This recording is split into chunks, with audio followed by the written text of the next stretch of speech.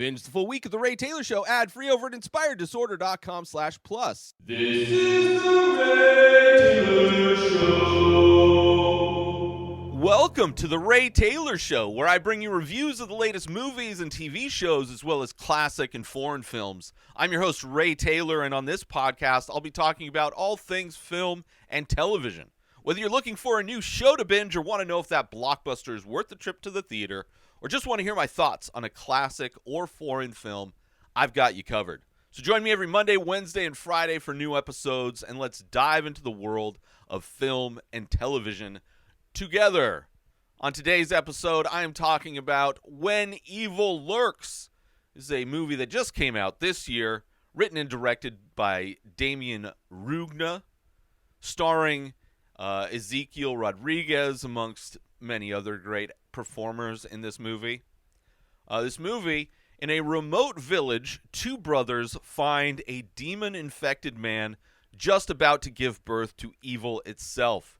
They decide to get rid of the man, but merely succeed in spreading the chaos. I had heard a lot of great things about this movie. I heard that it's brutal. I heard it's inventive. And I also heard like it's next level. So I had a high bar going into this. I was highly anticipating this movie. Just released on Shudder. That's how I watched it. Signed up for Shudder just so I could watch this movie. But heard so many good things about it. And I did like this movie a lot. It did not blow my mind, though. I had hoped it would blow my mind. I'd hoped that it would scar me for life. I was expecting a brutal horror film, and there are definitely some brutal, traumatic moments in this movie, but it didn't rise to the level I was expecting. However, I think this is still a work of art. It's still a great horror film. Don't get me wrong. Right? It's very high quality, does a lot of new and inventive things in this subgenre of possession horror films that I've never seen done in this subgenre, which is a subgenre that I typically am not actually a big fan of, the whole possession type of subgenre. Although there are some interesting exceptions to that, the Insidious franchise being one of those, this being of a even higher quality, I would say. This is more artistically done than the Insidious films. But I would recommend this movie to anyone that likes the subgenre of possession horror films, or just somebody that loves disturbing horror films. If you are a fan of either of those things, you enjoy being disturbed, watching disturbing things, seeing disturbing things, this would be a movie I would highly recommend checking it out. Sign up for Shudder. It is super cheap to sign up for Shudder. Not that Shudder's sponsoring me, which I would love that. But yeah, I would definitely recommend that if this type of movie is your cup of tea. In this movie, I absolutely love the world building that happens in this. I love how it just drops you in the story, and you have to kind of catch up as events are happening, as the movie progresses, finding out what's going on, finding out what kind of world we're living in, what is this all about. The look of this film is great. Cinematography, camera work, all of that stuff, high level. Acting, great acting in this as well.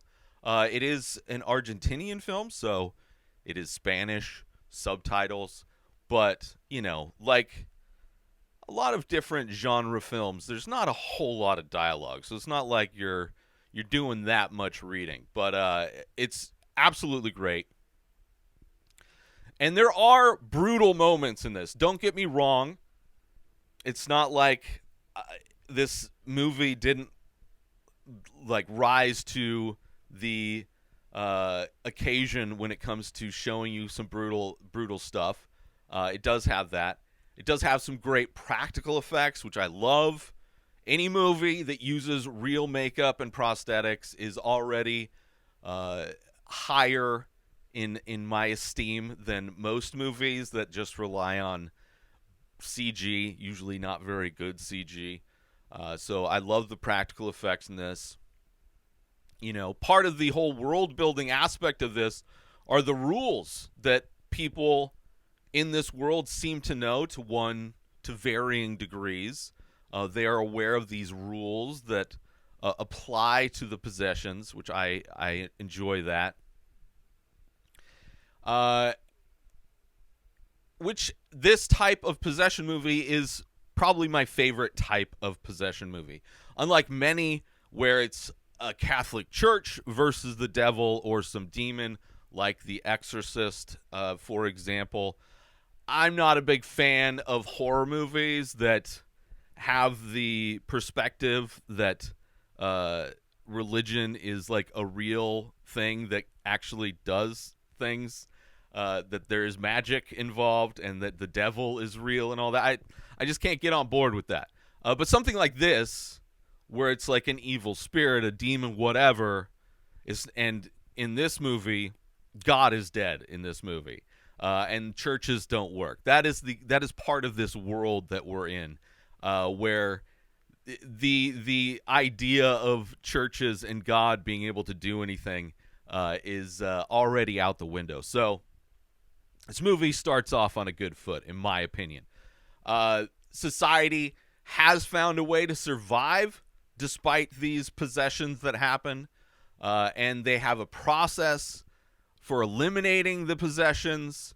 Like, it is such an interesting world that we are put into when this movie starts, which the way the possession functions and how it spreads is very much like a virus.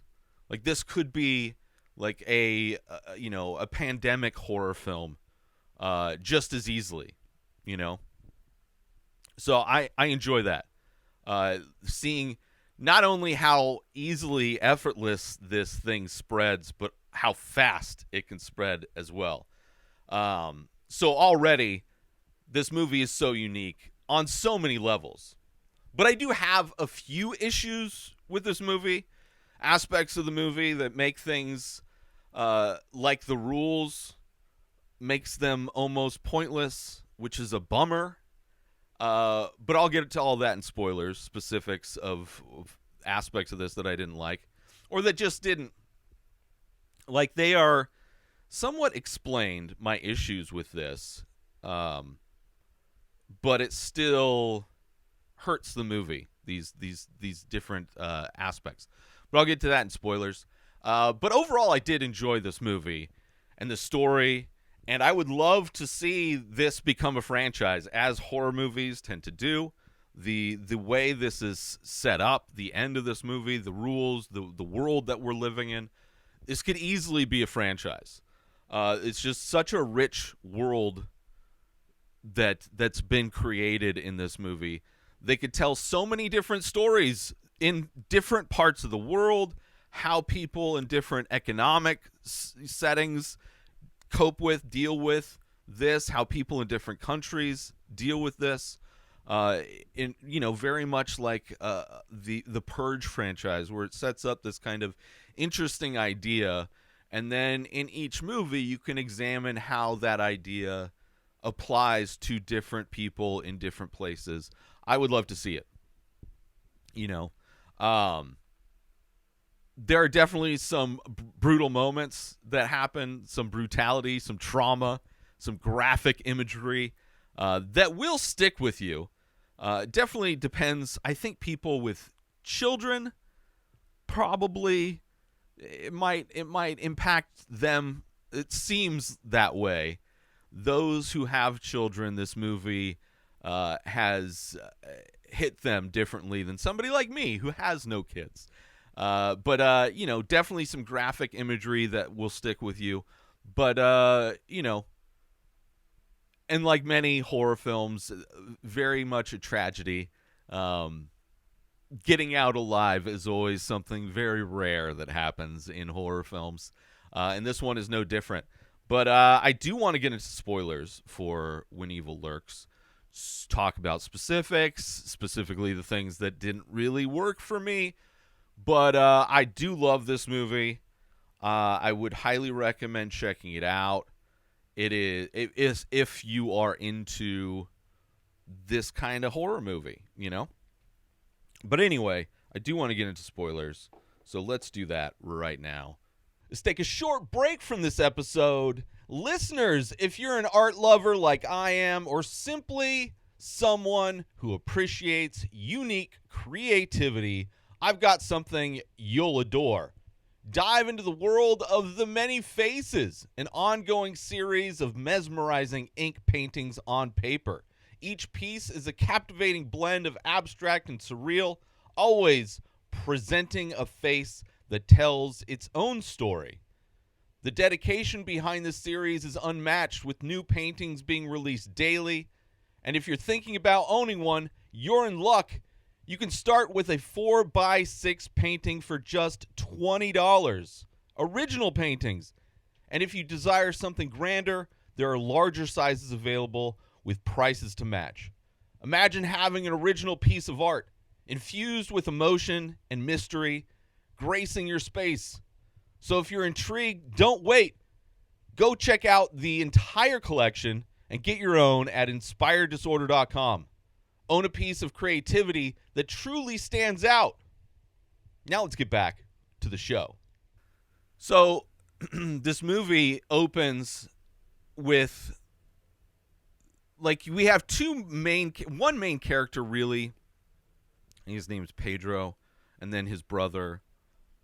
And they come across a body that's been cut in half and mutilated, and has like some, almost looks like some old equipment used to navigate the oceans, you know. It's like made of brass, and this is like this weird, like, fancy kind of equipment that is near this body that's been mutilated. And they end up going in searching for who this person may have been or who may have done it. They go to one of the house on, it's like kind of, is Argentina kind of like very rural, like farmland, pretty much. Like everything is very spread out. So they go to a house that's on somebody's piece of land, and they see that one of the kids, who I think probably like in their 20s, is possessed. And the person was going to take care of this possession because there's a system for how they do it. And they refer to the possessed people as rotten, which when you see this kid, you can tell, right? Many times people possessed are undead, or, you know, somehow still alive, but like regardless, and their body just starts to kind of rot away. This body's like bloated, deformed, laying in a bed, pus coming out. It is absolutely disgusting. Great practical effects, right? Kind of great body horror as you see this rotten person, which they call them rotten, in bed. And the guy that was killed was supposed to show up with his fancy equipment and take care of it, because you can't just kill somebody who's one of many of the rules. You can't kill or harm people who are possessed, right? Because it is so easy for this thing to spread, and by doing that, you spread it like a virus, which is just super interesting. But there is a way to do it, and we never see what the process is for eliminating this possession the correct way. We never get to see that, because human beings, you know, one aspect of this movie that was tough, the major aspect, and it's present in many different ways in this movie, is how people just don't follow the rules. They don't take advice. They don't listen. They don't heed advice. So this body horror, practical effects, great stuff. Sets up some of the rules, right? You can't kill it. It would only allow it to spread. And then you have the guy who owns the land, right? He has like these conspiracies that this is the government trying to take his land, and putting this possessed kid there will spread, kill everything, and then allow the government to take his land. But he goes to shoot the kid, and when he goes to shoot the kid, like, we know he can't do it. He knows he can't do it. He's told he can't do it. And using guns specifically is bad. It's another rule. You can't use guns. But there's this moment where he points the gun at this rotting corpse person that's possessed, and he talks shit. He's like begging him to do it so he can possess the baby in his wife's pregnant belly, right? Because this landowner, he's got a pregnant wife back home, and the demon in this possessed rotting corpse is like, please, I want you to shoot me. I want you to shoot me so I can possess the baby in your wife. It's just like, it's chilling. It's chilling. The demon means business. That the demon wants that to happen. So Rui's landowner, he thinks it's the government, all this kind of shit. So they decide they think they figured out a loophole. Can't kill it, can't harm it. Maybe we can move it, right? So them moving this body, absolutely disgusting. When it falls through the sheet, it's just like it none of it seems like a good idea. It's disgusting as you have this giant rotting corpse just oozing pus everywhere. And then there's one part that I had a little problem with. As they're driving this body away, they swerve to miss a kid that's in the road. And when they get to the place where they're going to dump the body's not in the back of the truck. And the truck, it's a pickup truck. It's got a tarp over, like it's got a cover over the bed, right? So the body's not going to fly out of the bed of the truck. Now, one thing that could be the reality about this is that the tailgate was down, so maybe it like slid out that way. Okay, whatever. But it's a little when they show up, and what is that noise? Is that my headphones? Okay. Hopefully that didn't show up in the audio. My headphones are possessed, I guess. So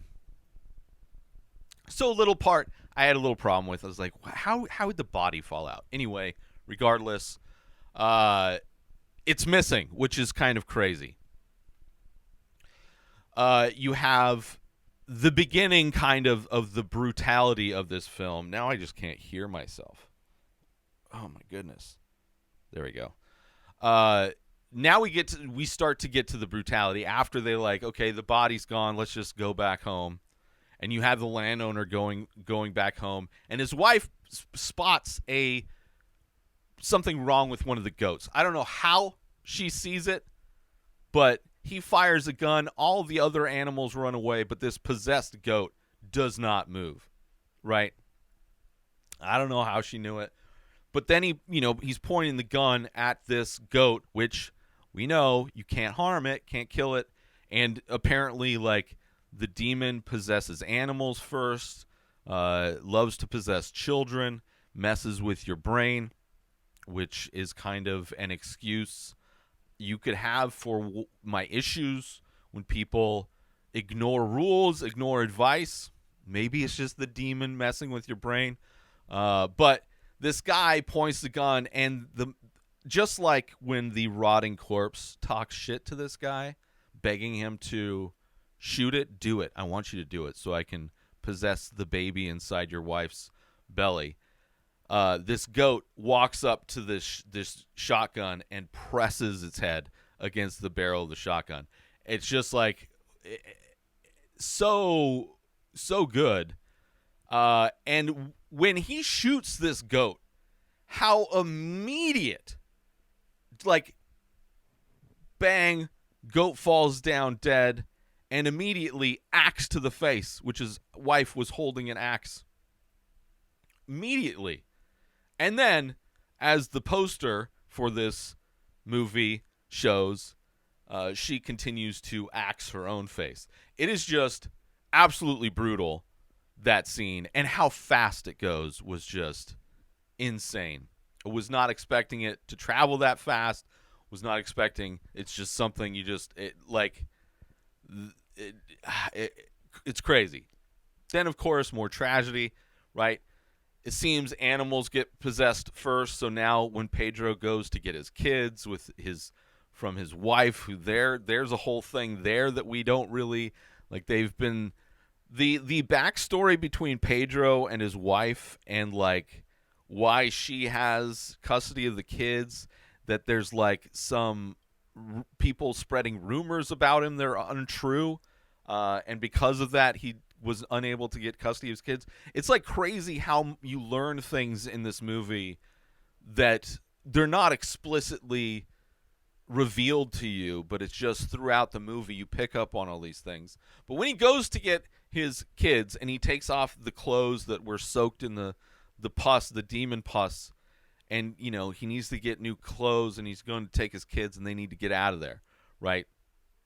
You see the dog sniffing these clothes, and he knows something bad is going to happen. And it's a nice, dopey, but big dog. Sniffing his clothes. You see the camera's constantly on this dog, seeing the girl play with the dog. It is just, something bad is going to happen. And you have the adults busy arguing in the kitchen, not paying any attention. And when the dog attacks the girl, the absolute chaos that's happening, right? Because the parents have no idea what's going on. The boy sees it happen, and he's like traumatized. He's screaming. Everybody else is screaming, so they can't even hear him screaming. And then you see this dog shaking this girl like a dog shakes a chew toy, right? Shaking its prey to kill it. It is crazy, and kind of an example of what frustrates me. But him trying to tell them what not to do, right? He's trying to tell them there was possession, which is a widely known thing that happens in this world. They don't want to listen to him. He's telling them, like, the dog runs off with the girl in his mouth, and the stepfather runs after it with a gun, and he's like, you can't kill this dog. You can't shoot this dog. It's only going to spread if you do that. And does not at all listen, right? Everybody's just reacting. We also find Pedro's got a special needs kid, which is an interesting element to this movie. An interesting wrinkle as far as them trying to get away, having to take care of this special needs kid as well. And then things kind of get strange. The daughter comes back unharmed somehow, tells the mom, like, one of so many moments where it's like similar to the rotting body, similar to the goat pressing the head to the gun. This daughter comes back unharmed and tells the mom that dad's going to come back and he's going to kill you with the car. And she's like happy, right? She's like stoked.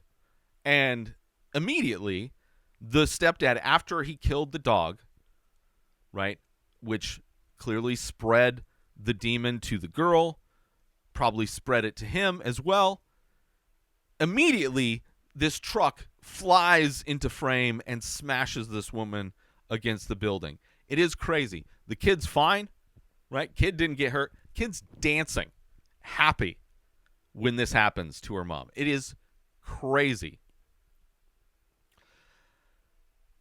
And for me, I'm like, holy shit, right? Like, the tricks the demon's playing, like definitely aspects of this that I'm like, wow, this is like, it really makes it seem far more urgent that they need to take care of this and follow the rules because of not only how fast this thing spreads, but how devious it is, right? Just begging for it to spread. Let's take a quick break from the show. Listeners, are you ready to take your experience with the Ray Taylor Show to the next level? Dive into Inspired Disorder Plus for just $5 a month. You unlock a world of premium content that's sure to satisfy your every entertainment and artistic craving. Imagine enjoying the Ray Taylor Show, a full week completely ad-free in both audio and video formats.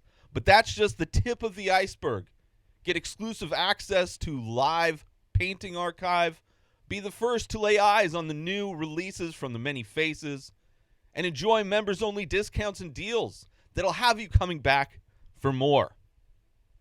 With a treasure trove that includes a podcast back catalog boasting 14 unique shows and over 600 episodes, personal insights through my own personal blog, creative writing to spark your imagination, and interactive Ask Me Anything section.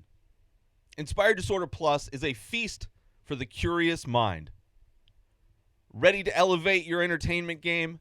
Head on over to inspireddisorder.com/plus and become a member of an exclusive club. Dive in, indulge, and inspire your senses. Now let's get back to the show. And then we get more when Pedro picks up his mom, or I think it's his mom. She's telling the kids about the song that's all about the rules. One of the rules, don't use electric lights, stay away from animals, don't harm or kill it, don't use guns, don't name it. And then she just continues to name the devil, like all the different names for the devil, right? Which is like another example. She's literally telling the rules to the kids and immediately breaks one of the rules, which happens throughout this movie. That is the one aspect of this movie that frustrates me so much, because if it is a situation where it's the demon playing tricks on the adults' minds, it's not communicated well through the performance or the writing that that's what's happening. It seems like just people are completely disregarding every rule constantly throughout this, even though they themselves don't name it. And then immediately she starts spouting off like 5 different names for the devil. It is just, it's frustrating. And it's a level of frustration that's different from like when you're watching a horror movie and somebody wants to go down some dark alleyway, or, you know, wants to go back into the house or whatever, and you're yelling at the screen, don't do that, right? This is a situation where characters in the movie are telling you, don't do that, or they themselves are saying, don't name it, and then immediately, like constantly immediately, like just as immediately as this demon spreads and possesses new things, immediately after hearing a rule, after being given advice, after being told to do something or not to do something, they immediately do the other. Constantly throughout this movie. So frustrating. So they go to this woman who knows. She's like, she has experience dealing with it. She has the fancy equipment. And I do love the term of rotten people as their term for possessed. It's perfect. Not only just as using a different word than constantly saying possessed, but they actually are rotting, these bodies that it possesses. And of course, the kid's toy has little electric lights on it. So the mom, who is now possessed, shows up because she wants to get the kids back. At least the boy and the special needs boy. The daughter is not there anymore. So she finds them. There's a moment where this woman who's like an expert in these demons and eradicating these demons She constantly says that the special needs kid is possessed. And I've heard people take offense to that aspect of this movie.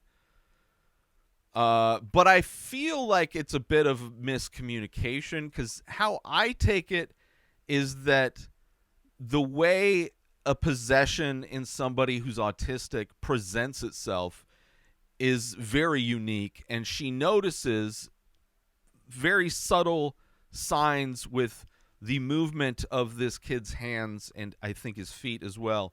The way he's moving his hands and feet is something that she recognizes in that he is possessed, and why it is presenting itself differently is that when a demon possesses somebody who's neurodivergent, it's confused. It got into a vehicle, it doesn't know how to work it yet, and it takes time. It takes a while for it to figure out how to possess this person differently.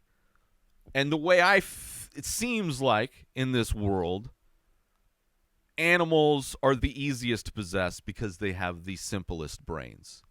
Then you have children, and then, of course, adults, and then neurodivergent people are different and not as prevalent, so they're not as experienced as, and I take it as like, animals are like riding a bicycle. Humans, normal, like neurotypical people, are like an automatic car, and autistic people are like driving a stick, right? Everything is different, just it takes a little bit more effort, functions slightly different, and it confuses the demon. I appreciated that, and I don't feel like it was talking down to or demonizing, for lack of a better term, somebody who is autistic. I think it was just showing how part of this world building, how demons present differently in different people, different living things. Regardless, I have heard some people take offense to that, but I feel it's more miscommunication. I think maybe I'm just ignorant to why it is offensive. Regardless, interesting. And then another complete confusion as far as the rules go. As these people split up, right? One of them's trying to track down the mom that took the boy, and then the other ones, they're trying to track down the original rotten person, because the lady needs to use her special equipment to eliminate the original demon. So she goes with Pedro to go track down this original body that fell out of the truck in the beginning of the movie. But one of the rules that she knows, she reminds them, don't use electric lights. That's what brought the rotten mom to get the kid, was the electric lights in his toy. They're driving cars that have, I don't care what car you're in, there are electric lights all over the car. Not just headlights, tail lights, brake lights, but console lights, dome lights. And it's just like, well, if you don't want electric lights, then you're in vehicles that are horrible for that. So, like, the rules are a bit shaky. I don't exactly understand these rules. And I'm sure that's leading to my frustration in a lot of ways. But kind of distracting for me, trying to understand these rules despite being constantly broken, rules being constantly ignored. But, a lot of great scenes, a gruesome scene where you see the other dude finds the mom just walking down, and as he slowly drives past, you see her, like, reaching into the boy's skull to pull out brains for her to eat as her face is, like, destroyed and rotting away. And then he decides to drive the car into her, slamming her against the tree. Very, very disturbing imagery there. So then you have Pedro and the woman. They find this school or an orphanage or whatever where all the kids seem to be possessed. Very much like the girl after the dog attack. You have this scene which just feels out of place. Feels like where there's a kid goes up to their door and Pedro just slams his door open into this girl, knocking her down, and then he starts beating her up. Obviously, he assumes she's possessed. They all seem like they're possessed. But one of the rules is don't harm them. There's also another moment where this other kid shows up and the woman tells Pedro, don't scare the kid. And Pedro immediately starts yelling at this kid, scaring the kid. It is like so often in this movie, people will immediately disregard whatever advice is given to them.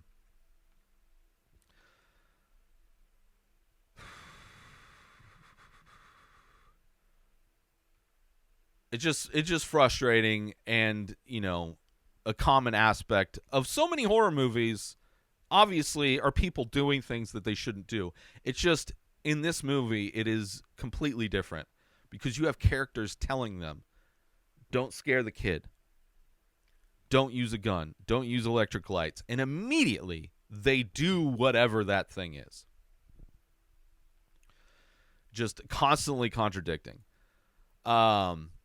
It is a bummer that we never see the fancy equipment work. We never see it get used, which is kind of a bummer.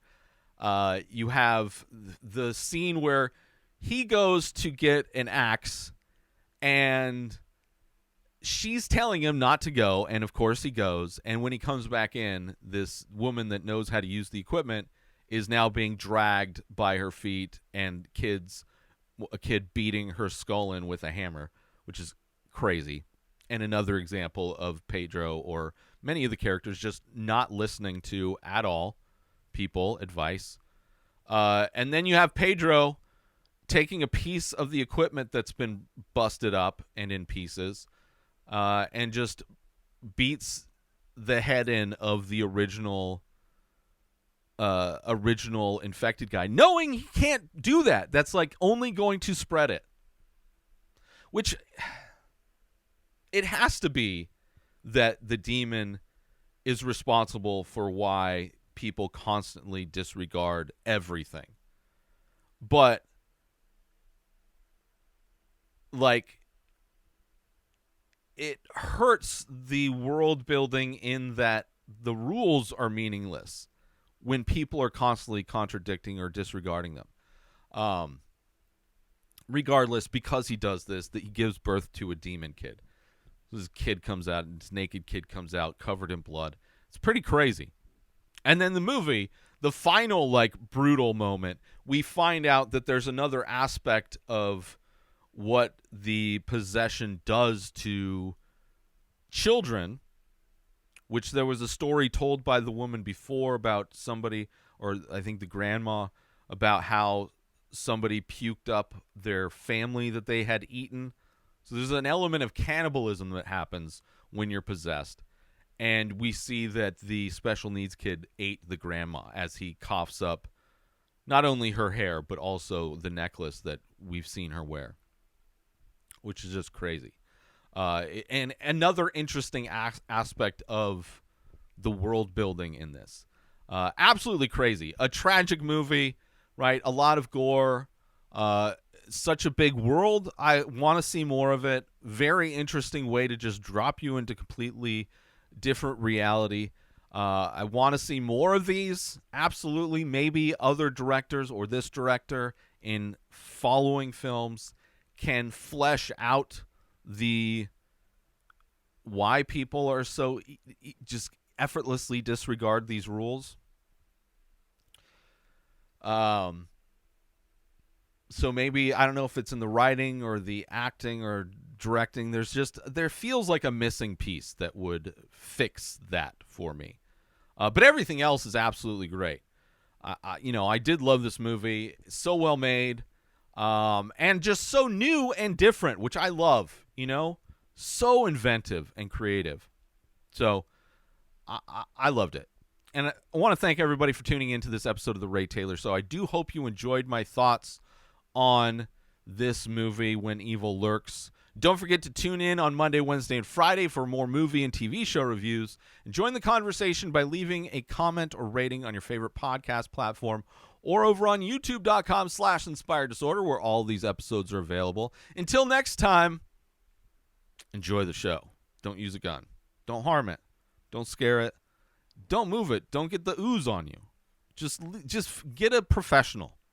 Get a professional and follow the rules. Just follow the rules. Subscribe to The Ray Taylor Show on YouTube and everywhere podcasts are found. Binge the full week ad-free over at inspireddisorder.com/plus. Purchase Ray Taylor Show merch over at inspireddisorder.com. Have a wonderful day, everybody. Peace out! Today is the day where you wake up and you realize that everything that you've been dreaming about, everything that you've been wanting, every goal and wish and hope that you've ever had can become real. Dreams can come true. What you manifest in your mind, you can bring to reality.